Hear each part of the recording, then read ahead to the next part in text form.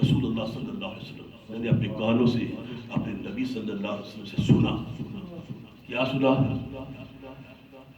الا انبئکم خیارکم، اپنے اولیاء کی شان بتا رہا. الا انبئکم خیارکم، کیا تمہیں میں اچھے لوگوں کی نشاندہی نہ کروں؟ اے اسما بنت زید، کیا میں اچھے لوگوں کی، اچھے مراد ولیوں کی میں پہچان نہ کرواؤں؟ قالوا بلا، یا رسول اللہ کیوں نہیں، کروائیے ہمیں. فرمایا اذا ذکر اللہ، اے جس کے چہرے کو دیکھو تو خدا یاد آ جائے، وہ ولی ہے. جس کے چہرے کو دیکھو.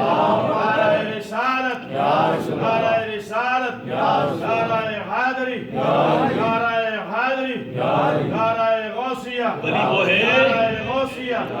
ولی وہ ہے کہ جن کے چہروں کو دیکھو تو خدا یاد آ جائے.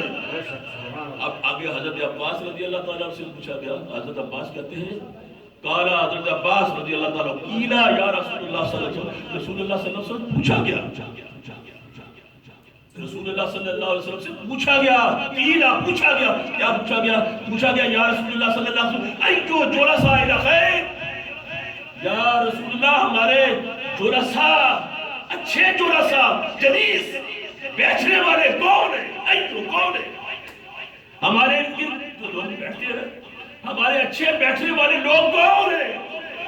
یا رسول اللہ بتائیے. فرمایا اذکرکم اللہ رؤیتہ، ارے جن کو دیکھو تو خدا یاد آ جائے وہ اچھا ہے. جن کو دیکھو تو میں یاد آ جاؤں وہ اچھا ہے.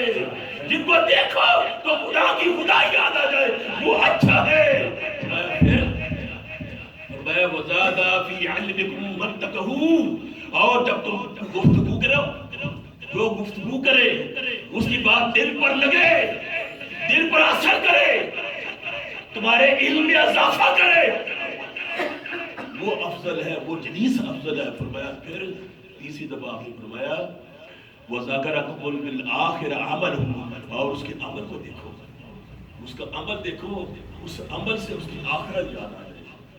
اگر آخرت جس کے عمل سے یاد آ جاتی ہے وہ ولی ہے، اور جس کے علم سے دل کی دنیا بدلتی ہے وہ ولی ہے. جس کے چہرے سے دل بھی بدلتا ہے، نگاہیں بھی بدلتی ہے اور خدا کی یاد بھی آتی ہے وہ ولی ہے.